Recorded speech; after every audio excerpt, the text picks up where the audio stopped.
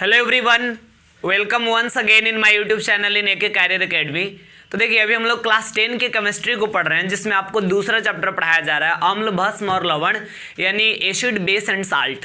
और इसमें पिछले वीडियो में हम आपको बताए थे पीएच मान के बारे में, अम्ल और भस्म का या उदासीन विलयन का पीएच मान क्या होता है, साथ ही साथ दैनिक जीवन में पीएच का क्या महत्व है। अगर आप ये वीडियोस नहीं देखे हैं तो इस वीडियो के डिस्क्रिप्शन में इसका लिंक है, आप वहाँ से देख सकते हैं। और आज के क्लास में हम डिस्कस करने वाले हैं लवण के बारे में। लवण क्या होता है, लवण कितने प्रकार का होता है, सबको लवण का पीएच मान क्या होता है, अलग अलग प्रकार के लवण का निर्माण कैसे होता है, इन सारी चीज़ों को हम लोग जानेंगे। तो ध्यान से बने रहिए वीडियो के एंड तक, इसमें बहुत सारे पॉइंट्स आएगा जो आपको समझना है। तो देखिए, सबसे पहले हम आपको बता दें कि लवण होता क्या है, यानी सबसे पहले आप समझिए कि लवण क्या होता है। तो हम आपको पहले ही बताए थे कि जब अम्ल और भस्म दोनों आपस में अभिक्रिया करते हैं तो लवण और जल का निर्माण होता है।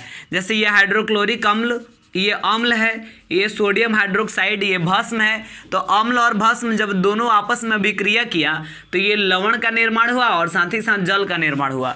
तो इसी अभिक्रिया के आधार पर हम डिफाइन कर सकते हैं लवण को। हम कहेंगे कि जब अम्ल और भस्म आपस में अभिक्रिया करते हैं तो जल के साथ जिस पदार्थ का निर्माण होता है उसे ही लवण कहते हैं। फिर से सुनिए, जब अम्ल और भस्म आपस में अभिक्रिया करते हैं तो जल के साथ जिस पदार्थ का निर्माण होता है उसी को हम क्या कहते हैं, लवण कहते हैं। तो कितना आसान डेफिनेशन है। तो लवण क्या है ये आपको हम पहले भी समझा चुके हैं उदासीनीकरण अभिक्रिया के बारे में जब बात बता रहे थे। अब यहाँ सोचने वाली और समझने वाली बात ये है कि कोई भी अम्ल किसी भी भस्म के साथ अभिक्रिया जब करेगा तो लवण का निर्माण होगा डेफिनेटली। लेकिन कभी कभी सामान्य लवण का निर्माण होता है, कभी कभी अम्लीय लवण का निर्माण होता है, कभी कभी क्षारीय लवण का निर्माण होता है। मेरे कहने का मतलब ये है कि ये जो लवण है ना, लवण बहुत सारे प्रकार का होता है। लवण जनरली 3 प्रकार का होता है, एक सामान्य लवण, एक अम्लीय लवण और एक क्षारीय लवण। अब इस तीनों के बारे में बारी बारी से हम आपको सिखाते हैं। तो देखिए, सबसे पहले हम बात करेंगे सामान्य लवण का। तो हम कहेंगे कि वैसा लवण, किसको हम सामान्य लवण बोलेंगे, वैसा लवण जिसमें न ही हाइड्रोजन, मतलब सामान्य लवण उसको हम कहेंगे जिसमें न ही हाइड्रोजन और न ही हाइड्रोक्सिल समूह उपस्थित रहता है। मतलब जिस लवण में न ही हाइड्रोजन समूह रहेगा और न ही हाइड्रोक्सिल समूह रहेगा, तो फिर वैसे ही लवण को हम क्या कहते हैं, सामान्य लवण कहते हैं। अगर हाइड्रोजन समूह आ गया किसी लवण में तो भाई वो तो अम्ल का गुण प्रदर्शित करने लगेगा, तो फिर वो सामान्य लवण नहीं होगा। और अगर हाइड्रोक्सिल समूह आ गया किसी लवण में तो भस्म का गुण प्रदर्शित करने लगेगा, तो भी वो सामान्य लवण नहीं रह पाएगा। इसलिए हम उसी को सामान्य लवण कहेंगे जिस लवण में न ही हाइड्रोजन का समूह होगा और न ही हाइड्रोक्सिल समूह होगा, उसको हम क्या कहेंगे, सामान्य लवण कहेंगे। एग्जाम्पल देखिए, जैसे यहाँ पे लिखे NaCl, इसमें न हाइड्रोजन समूह है और न हाइड्रोक्सिल समूह है। इसमें भी ना हाइड्रोजन समूह है ना हाइड्रोक्सिल समूह है। इसमें भी सोडियम सल्फेट में ना हाइड्रोजन समूह है ना हाइड्रोक्सिल समूह है। तो इसलिए तीनों क्या है, सामान्य लवण का उदाहरण है। अब जानना है कि भाई ये जो सामान्य लवण है इसका निर्माण कब होता है। हमें पता है कि जब अम्ल और भस्म आपस में अभिक्रिया करते हैं तो लवण का निर्माण होता है। बट 3 प्रकार का लवण है, तो ये कब बनेगा, ये कब बनेगा, ये कब बनेगा, तीनों के निर्माण का भी तरीका सीखना है। तो देखिए, सामान्य लवण तब बनता है जब मान लीजिए कि जब प्रबल अम्ल और प्रबल भस्म, यानी अम्ल भी प्रबल है और भस्म भी प्रबल है, या समझिएगा, या अम्ल भी दुर्बल है और भस्म भी दुर्बल है। और तब जब ये रिएक्शन करेंगे आपस में तो इसके अभिक्रिया के फलस्वरूप सामान्य लवण का निर्माण होगा। मेरे कहने का मतलब, जैसे यहाँ पे क्या था, हाइड्रोक्लोरिक अम्ल, आपको हम बताए थे ये प्रबल अम्ल का एग्जाम्पल है। प्रबल अम्ल, प्रबल भस्म, दुर्बल अम्ल, दुर्बल भस्म, इसका वीडियो एक पहले ही शूट कर दिया गया है। इस वीडियो का भी डिस्क्रिप्शन में हम लिंक दे दिए हैं, वहाँ से आप प्रबल अम्ल और दुर्बल अम्ल, प्रबल भस्म, दुर्बल भस्म क्या है ये भी समझ सकते हैं। ठीक है, लेकिन हम आपको बताए थे कि हाइड्रोक्लोरिक अम्ल प्रबल अम्ल है।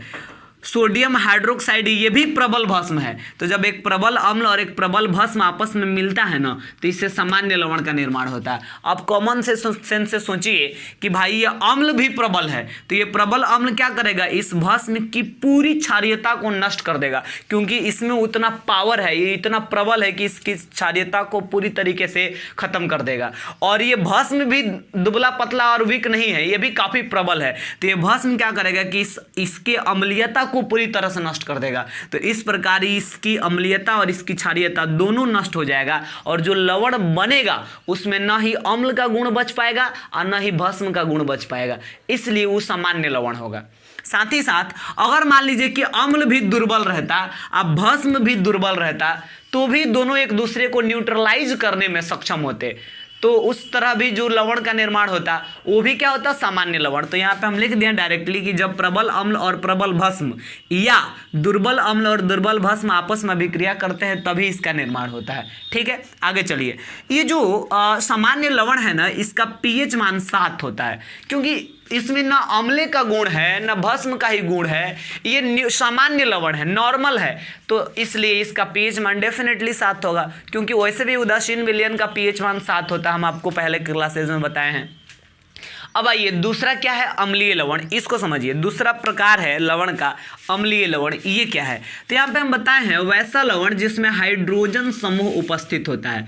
देखिए हम अम्ल का परिभाषा बताए थे कि अम्ल वह पदार्थ है जिसको जल में घुलने पर हाइड्रोजन आयन मुक्त करता है, यानी अम्ल में हाइड्रोजन समूह जरूर उपस्थित होता है, तो ये अम्लीय लवण कह रहा। अम्लीय लवण का मतलब क्या, वैसा लवण जिसमें अम्ल की मात्रा होगा तभी तो अम्लीय लवण कहेंगे, यानी अम्लीय लवण उसको कहा जाएगा जिसमें हाइड्रोजन समूह उपस्थित होगा, तब हम उसको क्या कहेंगे, अम्लीय लवण कहेंगे, क्योंकि उसमें हाइड्रोजन का ग्रुप जो है उपस्थित है। ठीक है, अब जैसे एग्जांपल देखिए, मान लीजिए कि यहाँ पे हम लिखे हैं सोडियम बाइसल्फेट, आप इसको सोडियम हाइड्रोजन सल्फेट भी कह सकते हैं, लेकिन बीच में जब हाइड्रोजन का यूज होता है तो उसके लिए बाई शब्द का भी हम यूज कर लेते हैं। सोडियम बाइसल्फेट कहिए चाहे सोडियम हाइड्रोजन सल्फेट कहिए।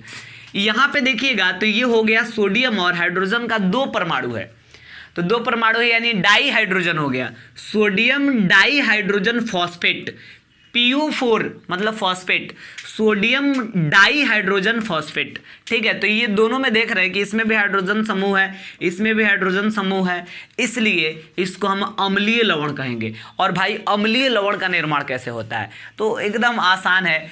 इसका निर्माण तब होता है जब कोई प्रबल अम्ल, अम्ल क्या हो, प्रबल हो, लेकिन भस्म क्या हो, दुर्बल हो, मतलब जब प्रबल अम्ल और दुर्बल भस्म आपस में अभिक्रिया करते हैं तब इसका निर्माण होता है। आप कॉमन सेंस सोचिए कि भाई अम्ल जो है ना वो प्रबल है, भस्म क्या है, दुर्बल है, तो ये जो प्रबल अम्ल है यानी अम्ल काफी स्ट्रांग है, एसिड काफी स्ट्रांग है, तो ये अम्ल क्या करेगा, ये दुर्बल भस्म है तो इसकी क्षारीयता को तो भाई नष्ट जरूरी कर देगा, क्योंकि अम्ल बहुत प्रबल है, तो दुर्बल भस्म है तो उसकी क्षारीयता को भस्म मतलब ये भस्म जो है दुर्बल है, तो इसलिए इसकी जो भास्मिकता, इसकी जो क्षारीयता है ये अम्ल जरूर नष्ट कर देगा, क्योंकि अम्ल बहुत स्ट्रांग है। लेकिन ये जो दुर्बल भस्म है इसके अम्लीयता को पूरी तरीके से नष्ट नहीं कर पाएगा, क्योंकि ये खुद दुर्बल है और ये तो प्रबल है, तो इसके अम्लीयता को, ये जो भस्म है इस प्रबल अम्ल की अम्लीयता को पूरी तरीके से नष्ट नहीं करेगा।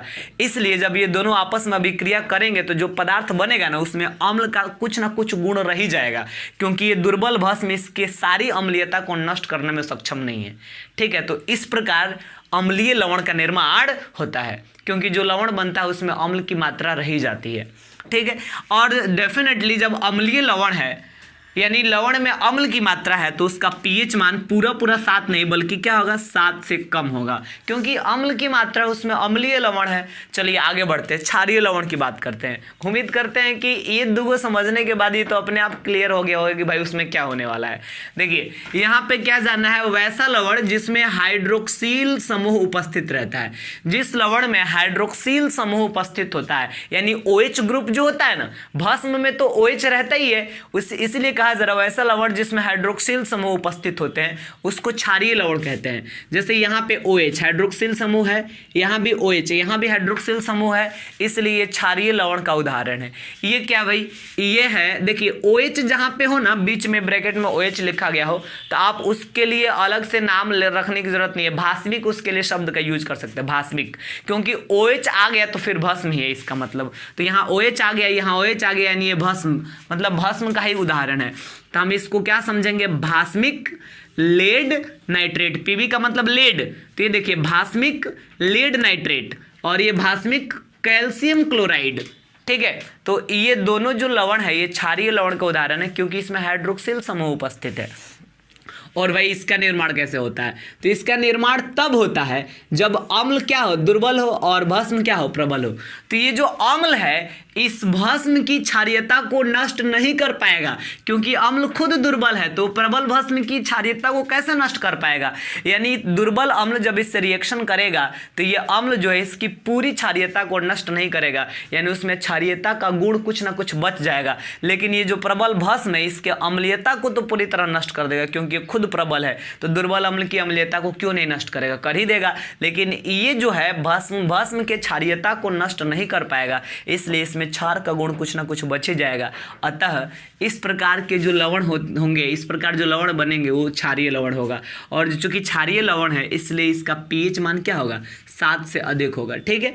तो इस प्रकार आज के वीडियो में हम आपको समझाए लवण क्या होता है, लवण कितने प्रकार का होता है और इन सारे लवणों का निर्माण कैसे होता है, इसका pH मान क्या होता है। तो इस वीडियो में हम इतना ही रहने देंगे, और अगला वीडियो इस चैप्टर का जितना भी होने वाला सारा एग्जाम के पर्पज से काफ़ी इंपॉर्टेंट होने वाला है, क्योंकि हम लोग जानेंगे कुछ उपयोगी लवण के बारे में। सोडियम क्लोराइड हुआ या कास्टिक सोडा हुआ जिसको सोडियम हाइड्रोक्साइड बोलते हैं, या फिर मतलब खाने का सोडा, धोने का सोडा, विरंजक चूर्ण, प्लास्टर ऑफ पेरिस, ये सारे ऐसे उपयोगी लवण हैं जिसका यूज हम लोग अपने डेली लाइफ में करते हैं।